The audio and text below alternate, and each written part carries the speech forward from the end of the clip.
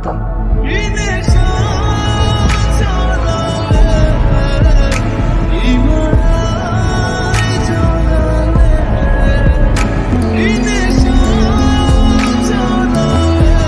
কেন করছো?